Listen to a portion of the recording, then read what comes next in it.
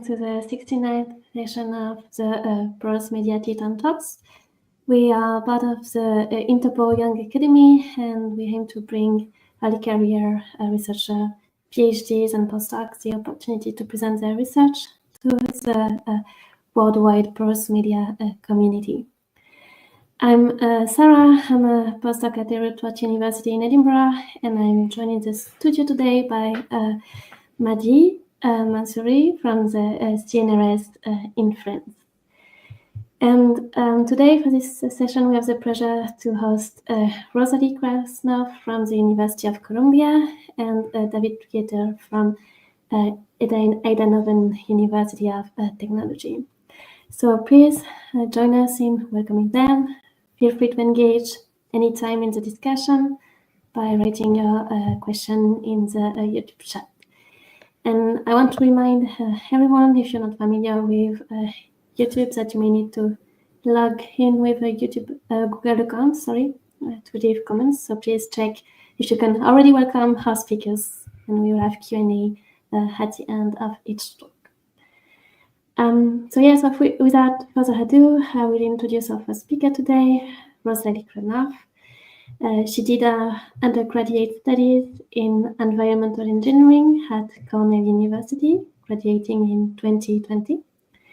She is currently a PhD candidate in Professor Shaina Kelly's groups in the Department of Earth and Environmental Engineering at Columbia University. Rosalie is studying the influence of transport phenomena on precipitation action in porous media, focusing on carbon mineralization applications.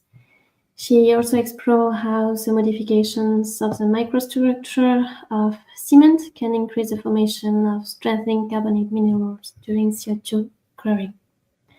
And today, our talk will discuss some microfluidic developments, approaches and challenges of induced crystallization in microfluidic experiments. So, Rosalie, thanks for being with us today and agreeing to present your work, and the floor is yours. Amazing. All right. If I pop my slides open. Yeah. We see them? All right? Yeah, okay, perfect. You're ready to start. Great. Thanks for the introduction. Good morning to anyone who's in the States. Good afternoon to those in other parts of the world. I'm going to talk to you today about my work for my PhD with Professor Shaina Kelly. This talk is entitled Microfluidic Investigation of Cooling-Induced Nucleation and Crystallization Behavior in Porous Media. So the motivation of this work is just that we want to understand some of the transport controls on crystallization. So what some members of my group work on, and also what I work on in other projects, is the application of carbon mineralization, where we have ions dissolving from a rock interacting with the CO2 that's dissolved into aqueous form, precipitating carbonate minerals in either a rock, or I also work on cement, so some porous media. This work is relevant maybe to those applications and also to perhaps more engineered systems, so like separations, which we typically think of doing that in a bulk solution, but perhaps if we're looking towards using filters or even doing separations in soils where we're trying to immobilize certain ions, precipitate them within a porous media, this work could be useful. And then there are also scenarios where precipitation is not desired with membranes or other porous structures that you're using that you want to keep clean, where precipitation would be fouling those materials. And thinking about various pore scale crystallization behavior drivers, we talk about the morphology of the pore space, just the geometry of the pores and how things move through them, as well as the partial saturation state. So those fluids that are interacting, providing the ions that then are going to precipitate, how do they sit in the pore space, which is the wetting fluid, how much of each fluid do we have? And then a competition, or sort of process that's influenced by both advection and diffusion. So for this experiment I'm going to talk about today, we have both diffusion and advection in certain parts of the experiment, as well as a reaction term, where when we have precipitation, that's a sink for the ion. And because this is temperature-driven, a temperature-driven process, we also want to think about transport of temperature and heat as it moves through the system. And so, just stating my objective, to investigate the influence of transport phenomena on supersaturation and thus crystallization in porous media, investigated on realistic laboratory timescales where we can actually see this under the microscope, versus waiting what can sometimes be years to see reactions, maybe even longer than a PhD sometimes. So we have a bunch of different ways to drive supersaturation, which is what's necessary to induce crystallization. I'm going to talk about, we've sort of, in my work, I've looked at a bunch of these. I'm going to focus on one today, but moving from right to left here, in a carbonate, forming carbonates is complex because we have ions being sourced. So in this case, this is a reaction I did with MgO grains. So you can sort of see the remnants of these grains that were donating the magnesium to the reaction, and then CO2 was dissolving from supercritical form, or in other cases could be from a gas form, into the fluid in the pore space, and then reacting to form, in this case, mesquihonite formed, so these sort of darker needle-like structures that began to fill the pore space. We have ion sourcing from a bunch of different places. There's a lot going on, and so we have the sort of coupled complex system of various dissolution rates influencing our overall supersaturation. There's also evaporation, which I haven't worked on too much, and I think we're going to hear about more later, but that's another way to drive crystallization. And then what I'm going to talk about today is a temperature-dependent supersaturation. So copper sulfate is, I think, a better zoomed in over here. It has the solubility of copper sulfate is very temperature dependent, and so we can, at a high temperature, create a solution that is undersaturated by dissolving quite a bit of this material, and then as it cools, it becomes supersaturated and begins to crystallize out. And so that is the way we're able to induce crystallization in this work. And I guess they have the sort of another reason we chose this mineral, which I'm calling a proxy in this case. It's not necessarily that we're exactly interested in copper sulfate specifically, but crystallization in general. They have these beautiful blue crystals that are fun to look at and also easier to visualize, which is an added benefit for this work. And then the microfluidic device that I use is pictured here. So we start by 3D printing this larger cell that has inlet and outlet ports that we connect tubing to. And then in the middle, we have a little well that's 7 by 7 millimeters, and that is filled with soda lime glass beads. And so we get this bead pack matrix in the middle to study crystallization, and it has a little bit of depth, and so this is a 3D microfluidic. We were interested in seeing 3D flow patterns, not just 2D, in order to sort of reflect the reality of a 3D matrix a little more accurately. Obviously, if you've worked with microfluidics, this also comes with visualization challenges because we can't necessarily see exactly what's happening all the way through. So there are, trade-offs with every design, and that's I'll get into some of the ways we imaged those in a second. So just to walk you through my experimental setup, we've got the microfluidic device under our stereoscope using a syringe pump to inject hot fluid that was initially undersaturated, and that cools to ambient temperature. And we actually also have a syringe heater, so this, in later versions, this is wrapped in a tube that keeps it warm. And the experiments follow 2 stages. So in the first stage, I inject the fluid in. We have forced imbibition at varying initial flow rates. And then this is followed after a couple pore volumes have gone through the chip. We follow this with shut-in. So sort of it reaches steady state, and then we enter a diffusive regime where there's no more advective flow, and capture images for 90 minutes with our stereoscope in order to see precipitation dynamics on lab timescales.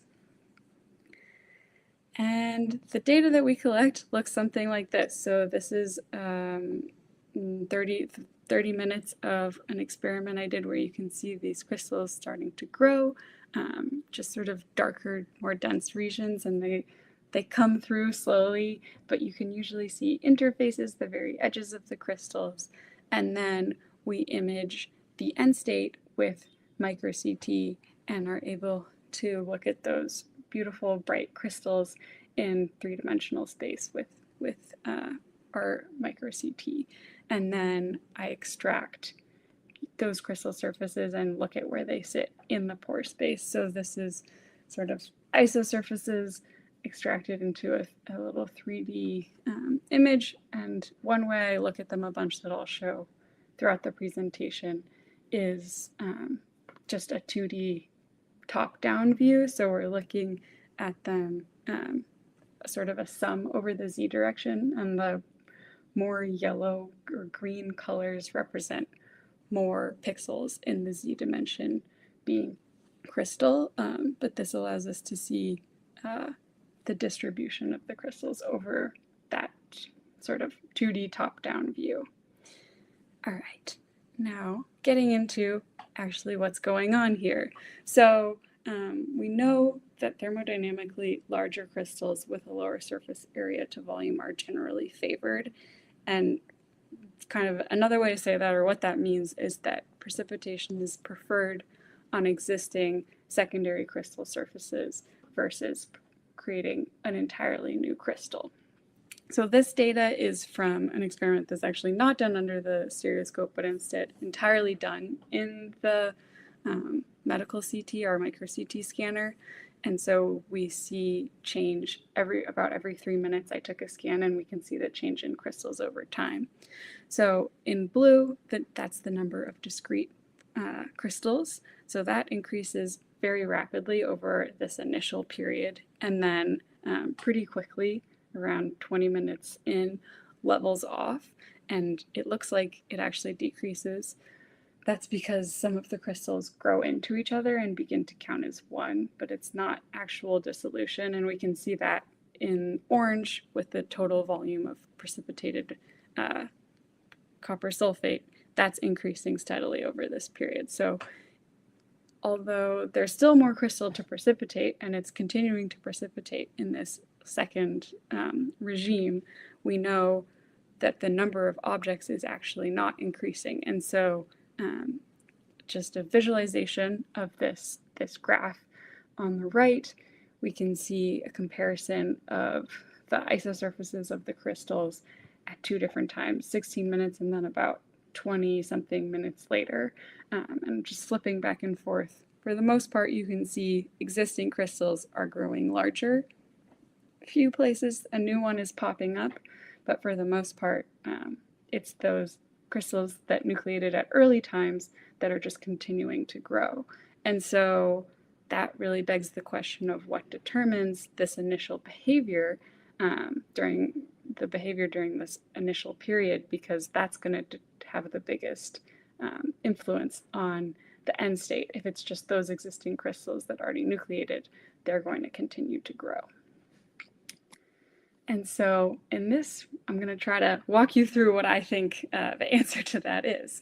So at lower injection flow rates during imbibition, there is more time for the fluid to cool. And so as it flows in, there's a local temperature gradient where the fluid front is cooling, and precipitation begins at that interface at the fluid front. And because precipitation begins, the concentration of the ions in the system starts to decrease. When we compare that to higher imbibition rates, the fluid is moving quickly through the chip, and so it remains hot, and so precipitation doesn't yet begin during this imbibition phase. And looking at the data, this is an experiment that was flowing quite slowly. There's non-uniform front that sort of creeps through, gradually moves through the pore space, and then we can see that sort of mirrored in the precipitation behavior. So this is a fluid front that aligned pretty nicely with some of the crystallization that we see at the end.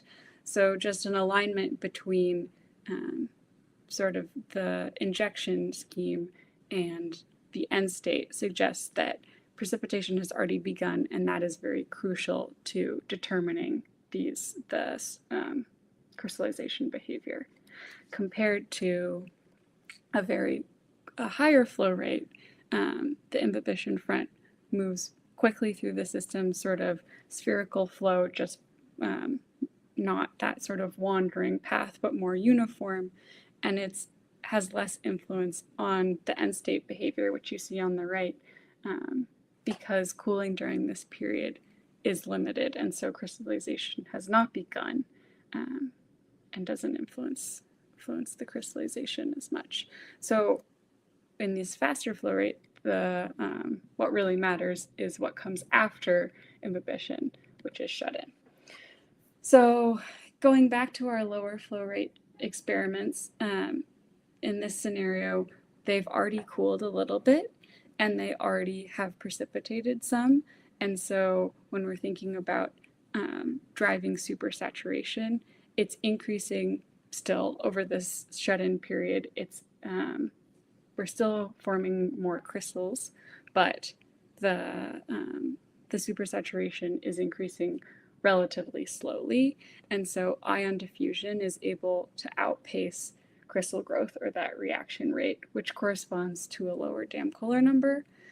Comparing those to our higher flow rate experiments, they haven't cooled significantly and they haven't precipitated significantly, so these values are still high, and so we're really pulling on that supersaturation lever very quickly and having it sort of shoot up during this shut-in phase. And so in this case, crystal growth outpaces ion diffusion. There's a higher Damkohler number. And what that means is that crystals are not going, or ions that are sort of ready to precipitate are not necessarily going to be able to diffuse to an existing crystal surface before they precipitate because of that really high reaction rate. And so the result of this is that we see more crystals with a higher surface area to volume ratio, which is not what thermodynamics would lead us to expect, and they're more dispersed throughout the system, somewhat more chaotic. So increasing initial flow rate, in blue we have the number of crystals, in orange the surface area to volume ratio, and so in this first slower regime with a lower Damkohler number, we see fewer crystals that are larger compared to at a higher flow rate with higher Damkohler number. There's a bit more chaos, crystallization sort of everywhere and more dispersed. And then just visualizing these from my experiments, we see just a little bit more order at a lower invasion capillary number. Again, crystallization everywhere and much smaller crystals in the higher invasion. And then final sort of case that I'm still working on exploring is advective flow, where we don't have that shut-in period and instead continue to inject fluid throughout the experiment. In this case, crystals grew even larger, and there were fewer of them. And I mean, part of the reason they grow larger is, of course, because we have continuous ion influx. So every time we inject more fluid, the crystals can grow more because there's more ions to precipitate. And then additionally, there is the fact that the injected fluid is hot and keeps the chip from cooling as quickly. And so that, again, sort of similar to our slower flow rate, keeps the supersaturation, the change in supersaturation more gradual. And so similarly, ion transport is able to outpace crystal growth, corresponding to a lower dam Kohler number. So to sort of wrap this up, hopefully synthesize what I've told you about today, we know that crystal growth minimizes a surface area to volume ratio, and that is thermodynamically preferred. But in a system that quickly evolves towards supersaturation, the surface area to volume ratio and dispersion of crystals can be transport limited. And for this case of temperature-dependent solubility, precipitation is a function both of the change in temperature and concentration. So the dam Kohler number is influenced by invasion time and Peclet number. So we're kind of, which corresponds to whether it's shut in or not. So just to start to fill in this regime diagram, at a high dam Kohler number, their cooling-induced decreases in solubility is very fast and outpaces ion diffusion, leading to this really dispersed and small crystals, whereas at a lower dam Kohler number, ion advection diffusion is on par with cooling-induced decrease in solubility, but we can have different sort of like different Peclet number corresponding to somewhat similar behavior. So these two have different setups, but look more similar than these two cases, and particularly this case with that is has the shut-in, crystal nucleation and growth is really influenced by the initial flow conditions. So we know initial conditions are often really crucial, and in this case, it may really be running the show.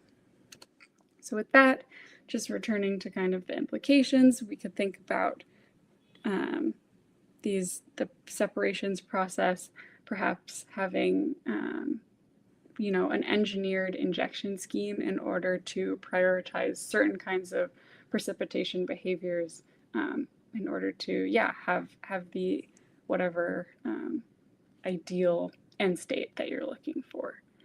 With that, I want to thank you for your time and attention, and thank my group for all their support with this work, as well as funding sources from Columbia and DOE. Thanks. Thank you very much, Rosie.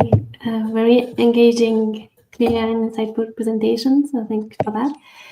I encourage the audience to post their question in the chat. So we don't have any for the moment, so we'll start with some questions from here, from the studio. I do have one to start with. How do you control or monitor temperature gradients within microfluidic experiments, and what are the challenges you face with that? And can you actually capture them for cooling-induced nucleation at low flow rates? Yeah, that is a great question and something I think about all the time. So initially, we're not controlling it. We're allowing it to sort of control itself. And it's not something that I have so far had the ability to measure, but now we do have an infrared camera that I'm working on getting set up so we can measure top down. So I think, I'm not sure if you can see my slide anymore. I have like a little image of the cell with... No, you're not sharing a slide anymore, so... we're working towards having infrared camera to be able to measure temperature. So that's definitely going to be crucial to building our story. Yeah, definitely. But then you will move from 2D to 2D press time problems in modeling, for instance, if you want to move to the modeling steps. So Yes. yeah, interesting. You can do a lot with spatial dimension data for data analysis on this kind of thing. So yeah, looking forward to see the results once you have like this tracking of temperature gradients. And then I would have a question. So you are currently controlling everything on the lab time scale. So how do you see this upscaling to real physical processes? Can you draw conclusion on larger scale models, longer time scales? And if so, what are your insights about this? What would be the main uncertainties? Can you just comment about that? Sure. I mean, it's really hard. I think, yes, we want to be able to study them on lab time scales, but also it's challenging to upscale them for sure. Yeah. I think in this case, the more we can, like, the infrared will help us capture, be a little more quantitative, and hopefully translate these results into like dimensionless numbers like Damkohler number that will allow for scaling to some degree. I think also the like different crystals have different behaviors, and so this is not necessarily relevant to all types of crystallization, but sort of the more broad idea that the influence of rate of change of supersaturation. I think, you know, if you know your exact application space, it's better to use chemistry that more closely models, but we may be able to sort of get insights from this work that can lead to designing experiments or thinking about how other systems work similarly. Awesome, thank you. Mehdi, do you have any questions for Rosalie? Yeah, I actually have. How did you come up with the system of 3D printing and glass beads? Like, is there any specific reasons why you didn't choose like traditional microfluidic systems? Basically because these are a lot easier to fabricate. So we have a 3D printer in the lab. These probably take me, I don't know, maybe half a day to make a chip. And because we're precipitating, first of all, a lot of these clog. I probably did, I don't know, 2 or 3 times more experiments than I'm able to use. And with traditional microfluidics, that can be sort of horrifying to lose weeks and weeks of your time. And so because we're fouling them, we're totally just basically they're entirely single use, maybe not even one use. That was the reason why we chose this approach. It's a little more, I don't know, coarse, I guess. They're not super polished and exactly the same as each other, but we're just able to make them so much faster and allow for a lot more experiments. Nice. The last question would be like, what do you think, like if you put your system in a thermal bath, and so then you can control the temperature, what do you think is going to happen? I mean, I think if you had the ability to control the temperature, you would be able to control the precipitation. I think that would, like, if you cooled it more gradually, you would be able to sort of optimize for growing larger crystals. If that was desirable, I think you could also, there's obviously a fair bit of non-uniformity in the system as we just allow it to cool ambiently. It might be a bit more, uniform throughout if the cooling was entirely even all over the chip. Thank you very much. Thank you. Thanks for the questions. I don't see any question from the audience online, so yeah, feel free to contact Rosalie if you want to collaborate with her, or if you have like later questions and you're seeing this on a different time. So I guess we can move to our second speaker. Yeah, David. So for our second speaker, we have David here with us in the studio. He's a postdoctoral fellow in the group of multiscale operations in porous systems in the Department of Mechanical Engineering in Eindhoven University of Technology. Here, he's investigating how flowing porous substrates can be used in the transition toward the renewable industry. As a part of his research, he's investigating model approaches for port application level and aim to provide fast and easy to use solutions which offer the best trade-off between complexity and reliability. His main research interest focuses on reactive multiphase flow as they appear in chemical reactors, heat batteries, and fuel cells. Yeah, the floor is yours, David.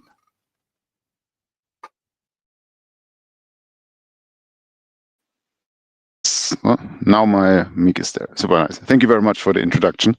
I hope the technical issues from my side are now resolved. Otherwise, I'm very sorry. Yes, so I'm more into the chemical processing, right? So and there I'm looking more into evaporation and precipitation. So there's a very nice connection with what Rosalie just presented. I know we have to have a lot of people more from geosciences, so I will start with a, if it also, yeah. But I will start with introduction, what I call the banana issue. So here on the right side, we see a wonderful, huge banana plant with my wife for scale by the side. The problem is this is not somewhere in Colombia or so. It's in the backyard of my grandfather, who lives in Germany, right? And that's if you wanted to have a nice picture that summarizes change, I think that summarizes it up. And we even had last year, we had the first fruits. So we actually harvested bananas. Not tasty, but we had bananas. The effect counts. Now, of course, there are many ways how we can treat this, and the one that I am mostly interested in is really the sustainable feedstocks, energy transition, feedstock transition, where we talk about things that we have to adapt our current infrastructure. We have to find new products. We have to find ways how to produce those new products. Yeah, and we have to maybe establish new processes, either adapt old ones or make new processes to find out what is happening there. Now, if we look at the typical production process, this is what you usually have, like a production plant, huge towers with some kind of porous materials inside, so catalysts, supported catalysts most of the times. And if you in the session 59, I believe, my colleague Ali Fatiganielu also had a nice presentation where he does pore network modeling on this kind of reactor scale to see how that happens dynamically in such a system. But of course, we talk here. I'm also interested in the reactors, but I'm also more interested in what happens inside those catalysts, where we have usually in some cases we have gas flow, liquid flow. We have a solid phase that is in there. We have a reaction. Heat is produced. We have mass transfer limitations, heat transfer limitations, and all of this caused by what is happening at the surface of those grains, really inside a pore, nanometer scale. Now, I'm mostly interested in those catalysts. So how can we produce them, and how do they perform best? And there are a few side conditions we need to think about. So if we are in a production, we have, let's say we have a spherical particle, there's a lot of catalysts inside that we want to use. We have the first problem, catalysts are extremely expensive. I mean, if we talk about nickel, that's a cheap one, and that's already not considered usually very cheap for manufacturing. We can go to ruthenium, gold, what you want, usually expensive. You don't want to waste any of those. When you are now in such a production process, so inside your reactor, you also talk a lot about heat and mass transfer resistances. That's fine, right? So we have some kind of, the heat has to travel in, it is consumed in the reaction, and the educt has to go in, the product has to go out. They're all competing, tricky. Additionally, in such reactors, if it's a solid packed bed, yeah, attrition is often not much of a problem, but it can be if you talk about fluidized beds, like the fluidized cracking systems. They're constantly colliding and things are chipping off, which is also not necessarily good for your for predicting what is happening there. And finally, we have poisoning. I mean, it's all nice if your educts are pure, but in reality, they never are pure. So we have problems with poisoning. And that all of that leads to the result that what is practically done, we do not practically we do not homogenize the concentration of the catalyst in our particle. We try to have a dedicated profile inside. Right, so if it chips off, we don't lose any of our valuable catalyst. We don't want to have catalyst at a place where it's reached. This kind of problems that we are investigating. And now during my PhD, I mean, I was a bit. I looked into the production of those. So how can we control that those that we get also the profile that we need theoretically? And for that, I looked at the most common process to produce those catalysts. That is usually called the incipient wetness method, where you start with your dry porous material with a very high surface area, wonderful theoretically. Some liquid inside, so you impregnate it with a salt solution, wonderfully with your with the expensive catalyst dissolved in there. Then you dry it, so heat it up, want to get rid of all the liquid so that only the catalyst is left over. And finally, you calcinate it so to refresh the surface of this catalyst. Now, if you're a bit into catalyst production, you will see you will usually start thinking about impregnation if you want to think about the profiles. Often those impregnation is not relevant here because we're talking about high loads. So we have usually industrial catalysts try to go up to 48% of catalyst on a support. Then impregnation, the adsorption on your surface that it's happening during impregnation is irrelevant. What is really relevant is the drying step, where the liquid goes off, the crystals are forming, and also the capillary suction redistributes everything inside your catalyst. And one thing that I was then starting to investigate in my PhD. Now, first we have to look at what are the transport phenomena inside such a catalyst pellet. And if we look at it from a very schematic point of view, we have a liquid phase, we have a gas phase, we have something dissolved inside our liquid phase. And if we now evaporate, we form here at this point contact angles or contact lines. Those contact lines lead to capillary. So our liquid is moved towards the gas phase because it wants to counteract those what is happening there. Additionally, we have evaporation, which means we have a cooling locally. So your liquid is cooling down. That has to be somehow transported by heat transfer. We have an air and vapor flow, right? So we evaporating something, that vapor has to leave. And eventually also maybe inert gas has to go inside because we don't have any vapor anymore. And finally, we have, of course, oversaturation and precipitation inside. There are, of course, more effects. I mean, we also, Rosalie already mentioned ions. So ionic transport is actually one of the classic ways to control your the movement of your particles inside. You have very large molecules that you attach to your salts, counter ions, and they will drag the whole material, so it won't be too mobile anymore, for example. I'm ignoring that for now, just for the reasons. And also there are more advanced, very advanced ways how we can model adsorption. I'm also being very simplify, doing this very simple. If it's across the saturation limit, it precipitates. I don't think about adsorption further on. Sounds very simple. If we put that into equations, it looks horrible. Usually I make this slide to scare people a bit, so I can establish that this is also very valuable what I'm doing. But in the end, it's a quite simple thing. We have 5 phenomena we have to look into. One is the water transport. Second is the air transport. We have the heat transport, of course. And those have been established in a numerical frame or in a model by Vue and Sotzers in Darmstadt, I believe. And finally, I added a bit of salt transport and precipitation to it, so those 2 equations. And now we have to solve them together.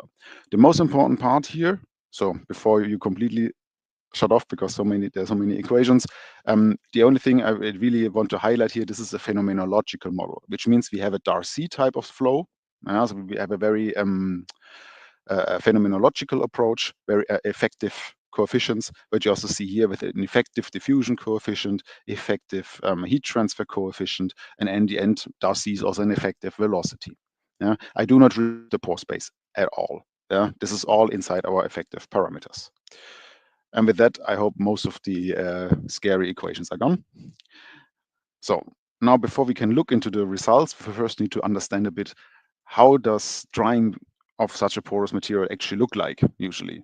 And if we look at it without any salts, so no interaction, nothing at all, there are you have here, this is a very classic way how to look at it.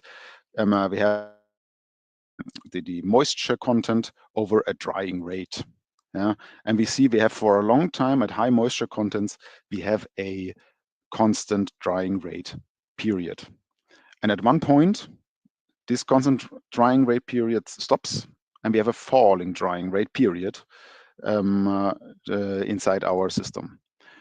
And this is usually the point where it happens that we have the liquid cannot be transported to the surface anymore.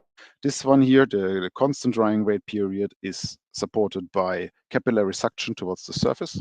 So there, it's simply like the surface is always wet. And it's evaporating constantly. But at one point, the capillary suction cannot sustain this anymore. So it will withdraw within our support, and that is when the falling drying rate comes into play.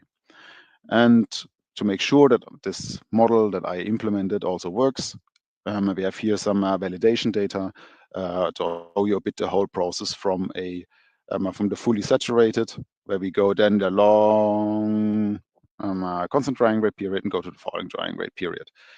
Interesting also from a temperature point of view, if you do it at room temperature, the temperature inside your pilot will fall, right? Adiabatic drying temperature here, somewhere around 30 degrees in the center for this special example. Okay, now we've seen a bit how it should look like, those kind of systems. Let's look at what people usually think about when they talk about drying of catalysts. And often what you will see is a drying front. This is the classic model that says, okay, we just have basically like a droplet, and the droplet is shrinking, and the porous medium is just a way to get effective coefficients out of there. Very popular, very wrong. There's a wonderful paper by Schlüter from 2004, who did a lot of work on the drying, on this receding drying front models, and where he basically says, last 30 years of my research, I realized this doesn't make sense physically. Doesn't mean the models do not work within certain limits. I will also show you that, but they are not necessarily physical because they basically neglect capillary suction. That's the basics idea behind it.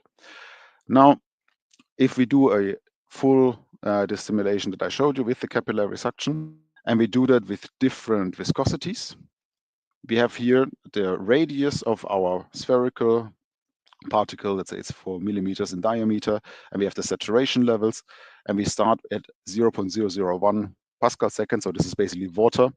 What you will see here is that actually almost all the water is transferred to the surface until we have here some kind of snap off area. This is when the liquid is not in the bulk anymore, but only is the leftover at the surface of the inner surface. So there is no bulk anymore, no capillary suction, nothing anymore. This is when this kind of problem happens. But then we also don't have transport anymore. So if we have water, there's actually no such thing as a drying front, except once we have no transport anymore of liquid. Now, if we increase the viscosity, what is the possibility in drying? We try to get the liquid in, and we try to increase viscosity to prevent that we have subcapillary suction or reduce the impact of it. I mean, you will see that, okay, things become more and more like we expect this drying front to look like. So we have from 0.01, so 10 millipascal seconds, 100 millipascal seconds, and 1000 millipascal seconds. To give you a bit of a reference, because not everybody is good with those values, right? This is about a bit more dense, more viscous than yogurt, right? This is going to move a lot in a particle with a pore size of 10 nanometers. It's not going to move a lot. And then we actually see this kind of drying front appearing again. That also explains partially partially, why some of those receding drying front models worked for a long time and why it was not immediately clear that they are physically wrong. Just mentioning it here. This is because those models have their relevance, not strictly speaking, but it's not strictly speaking physically correct from what we know now. Now, let's have a bit of a look at another property, that is the gas pressure inside. That's a bit of an interesting one. Because, I mean, you would estimate, okay, we have evaporation, so we are limited by temperature and what the pressure looks like. But in the end, we have to be clear that there's also inert gas inside that has to go out. So we try, and there's also the liquid levels are falling. That has to be substituted by a lot of inert gas going in, for example, air or nitrogen. And eventually, when everything heats up, and that has to go out again. And what we see here, this is the gas pressure over the radius and how it develops, or the pressure profile over certain time steps, and also the liquid saturation, but mostly the pressure is interesting. We see that we have a very high pressure at the center of our particle. And we talk here about a 4 millimeter diameter particle, which means we have a huge pressure gradient, which in the end leads to a huge stresses on our catalyst, which in end effect leads to the breaking of the particle. So this is a bit of a quality management part. If we can reduce the pressure inside, we can also prevent the breaking of the particles during the drying process. And we get more healthy particles, which we can then finally use in our reactor. Now, there's of course the question, what happens if you have varying liquid viscosity? What if this viscosity depends on your concentration? Usually we would say if depending on the salts you have or other additions, you might glycerol or so, you go to a very high, you'd reduce the water, glycerol does not evaporate, and then suddenly at one point your viscosity jumps up. I will not talk about this here in view of time because I want to still show you something else, but I will just show you for the one of the papers that we made out of this model, which also has a bit of a nice trick on how you can control profiles with just by managing process conditions. But now the next step, because we're also talking more about subsurface, right? A lot of people that go into subsurface modeling.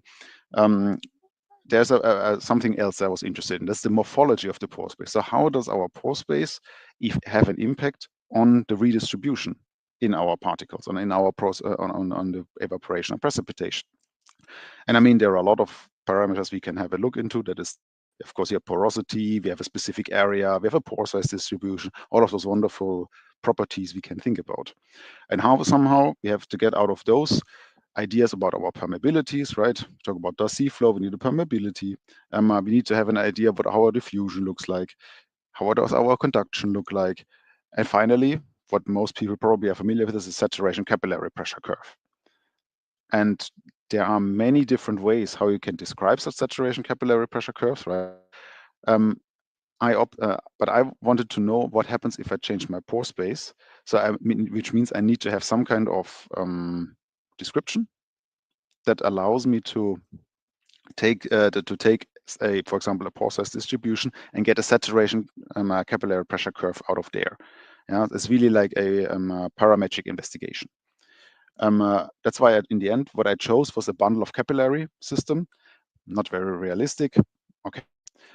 But it has the advantage that I can take any pore size distribution and I get my permeability values back. I get my partial permeability values back.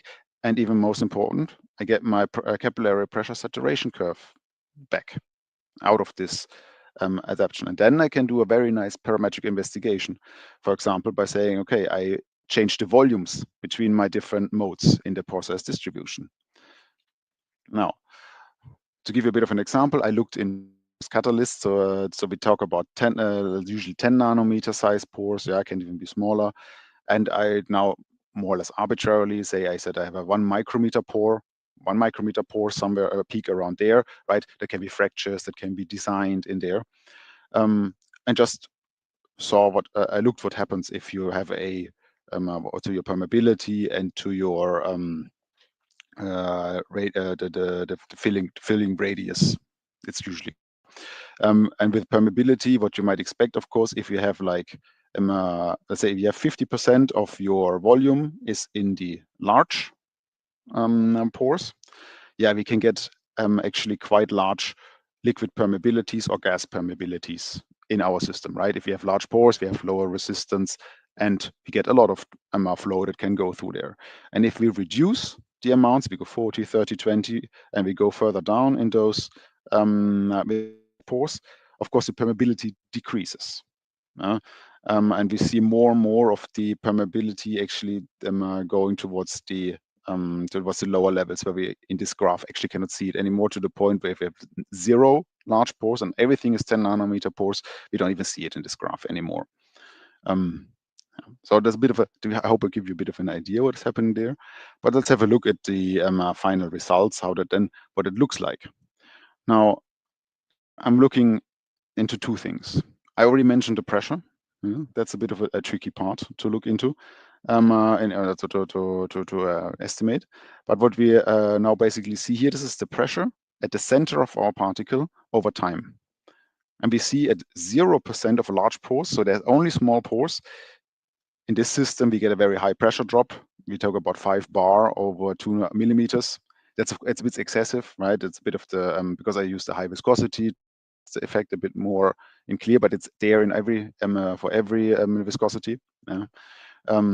We see how we have a very high pressure drop, but only if we have 0.01% in large pores of this large pores, already our permeability, our pressure spike goes down a little bit, and even further down, if we have 0.1% or 1% in very large pores, the pressure drop we get over our system is extremely drastically. But of course, that's a bit of a quality management problem, so that we want to have less cracking. But of course, we want to know, is there a downside? I mean, how does the profile that I get in finally in my catalyst, does this also change? And how does it change if I have those large pores, either by cracking or by design? That's why we look here into the surface load. I'm a bit sorry about the quality of this image. I don't know what happened here. Usually it should be better. But what we see here is the load, so that in the kilogram per kilogram over the radius. And especially for the first few, where we have only a little bit of the very small pore, very large pores, a little bit of the very large pores, we see here that the profile barely changes at all. And this is exactly the range until the pressure drop does not have any, the pressure drop, the pressure spike reduces a lot. Until we have here around 5%. Let's say 5%, engineering point of view, I would say this is still okay. And this is, we don't even see that here on the graph anymore in the pressure peak that it produces, which basically leaves us to the conclusion that it might be possible to either design one of those supports in beforehand, and to give it basically those extra pathways so the gas can go out and without disturbing the liquid transport and without building this high pressure drop, which then would crack our particles. As an idea what we can read out of this. So with that brings me already a bit to the conclusion. So when the whole thing is dry, and what have we learned? So this is now a phenomenological drying model, right? So it's very rough. It gives you an idea about what is happening there. It's using an analytical pore space model, this capillary of tubes model, which you can dispute. In the end, what this research also showed a bit is that with the smart support design and the process design, this is the one that I kind of skipped over because I preferred you to the paper, that also smart process design can help you improve the control of how you distribute this precipitation inside your catalyst. But of course, there are always, I mean, this is a very parametric system, a parametric model, a bundle of tubes. I mean, I get weird looks if I present this with geoscientists. It's not the best model, but it was the only one I could find that really gives me what I need in a nice and consistent fashion. Yeah, percolation is not modeled at all. So that you have snap-offs of isolated pockets in there that then the liquid does not move anymore and just dries shut in there. We get large crystals, which we actually don't want. We want to have a small surface area, a very large surface area, very small particles inside our catalyst. The pore space is actually shrinking throughout the process. I mean, we talk here about 10 to 40% weight percent of material in there. This is not negligible anymore, but everybody conveniently does. Interesting. Huh? Yeah, multiple components. I already mentioned that. So ion transport is not a trivial thing. Also implementation-wise, it's not completely. And then the interpreting the results that you get is also not completely trivial, but it's doable. We should definitely investigate it. And of course, one of the other questions is also, aren't those pores super small? I mean, we talked here about 10 nanometer pores. We're talking about things like Kelvin effect coming into play. We talk about where the limits of our models, the model limitations. We are not, or we're barely in a continuum anymore. And if you look at what people can do in this kind of really poor resolved simulations, you see that this is not a clear, we have the evaporation is actually taking place in a wider area than just in a very sharp front, as this is now in this model kind of working out. And with that, those questions, I will, hope that you've learned something. If you are in Interpore, you can always talk. Interpore is coming up soon. And also, I didn't mention it here, but all of this, the model and the papers come with the code, the MATLAB code, which models this. So if you're interested in repeating this, or doing something more on it, feel free to contact me. I can point you to the right places, and I hope it's clearly enough written that you don't even need me to work with it. And with that, thanks. Thank you very much, David. Very engaging talk. So we have some question from Marshall in the comments. First of all, fantastic work, David. Congratulations. Marshall asked, was there any special reason for using bimodal distribution? Are they more common in the practical systems? Yeah, thank you very much for the praise. So bimodal is mostly the idea that I wanted to have something to get the idea what happens if we have a non-conventional type of pore space, right? We could think, I mean, fractures usually have their own trickiness in there, but I mean, this was one of the things I thought about there. Also, it's more of the question exploring what can we do. So with the in this kind of, if we can do it by design, I mean, there are people who design such pore spaces with those bimodal distributions. And in the end, I mean, I also did a PhD, right? You need to get to something. And this was a very convenient way to get some interesting results and to, let's say, trigger a bit all those people who do catalyst synthesis, to give them some ideas what they still can do. I hope that answers the question, or otherwise, still elaborate on it. Okay, thank you very much. Is there any question in the studio? Sarah, Rosalie? Yeah, I do have a question actually. So you were talking a lot about parametric investigation for the impact of post-peri morphology, but I was wondering on your mathematical model, you have effective parameters that comes from pore-scale dynamics, right? So my question is, how do you calibrate these parameters for your modeling and experiments, and what are the main uncertainties associated with such a calibration in your case? Yeah. I mean, that's a very good question. Let's go back a bit to the model, right? Especially this one here, the bundle of tubes, right? Honestly, this is not. I do not calibrate the model. I do not intend to target. I did not intend. Or I did not relate. I intended to. But then Corona came in between, and all the labs were closed. So in view of time of my project, we decided I'm gonna go fully numerical, right? But if we talk about, let's say, practical application, I mean, a very easy way would be to just take this model, and make a fit factor to it. Take the maximum permeability, what happens, or I'd say, and compare that with what you get from your material. one of the things. One of the options I also discussed was adding something like a tortuosity factor, Yeah. right? That's something you could probably calibrate. How realistic it is up to debate. But yeah, that's also a bit the one thing I'm a bit still, or let's say what keeps me now going, this kind of model. I mean, I would like to have such an analytical model that I can also easily calibrate, right? But it gives me, it reflects the geometry properly.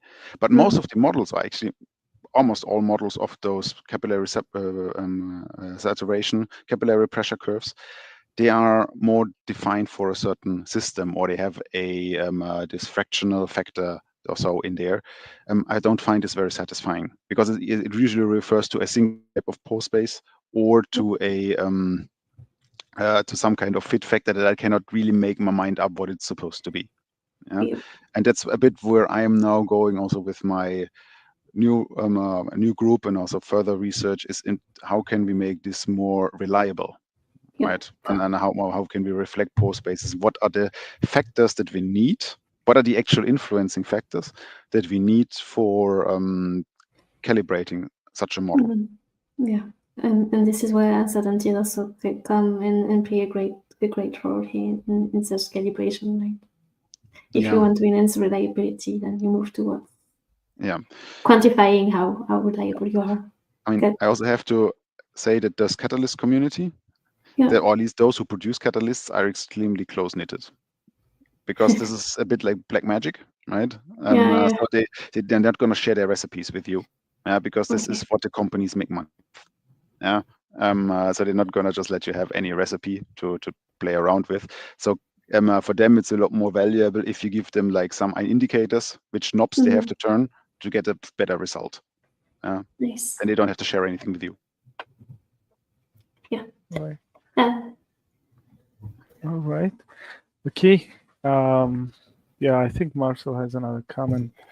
So just out of curiosity, do you know of any attempts to include the snap-off effect in the bundle of models make things a lot more convenient analytically, as you mentioned? I mean, there are other. So in the bundle of capillary models, I'm not aware of. It depends a bit also on the model that is behind it.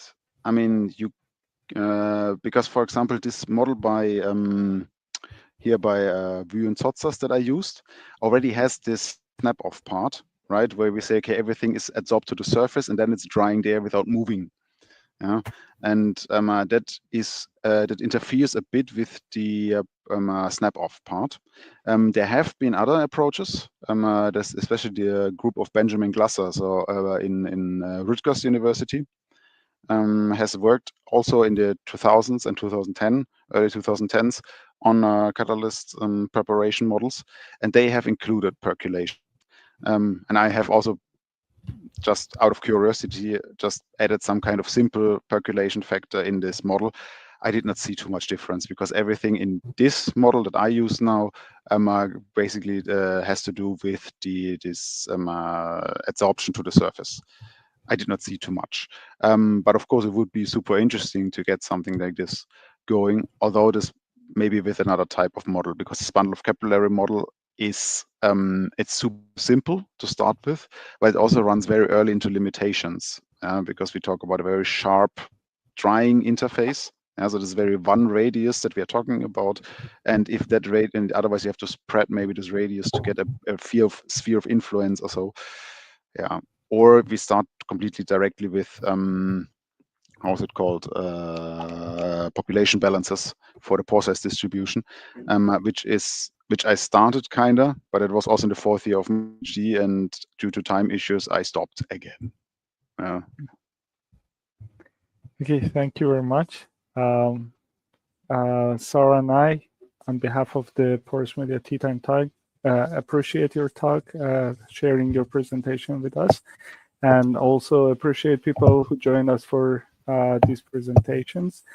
For the next month, we would have at the 10th of June 2 amazing presentations. Please note them in your calendar and join us. If you want to collaborate with the speakers, please write them a mail. And if you have any comments for us, also write a mail to us. Thank you again. And I wish you a very good morning and afternoon for people all over the world. Bye. Bye, Ram.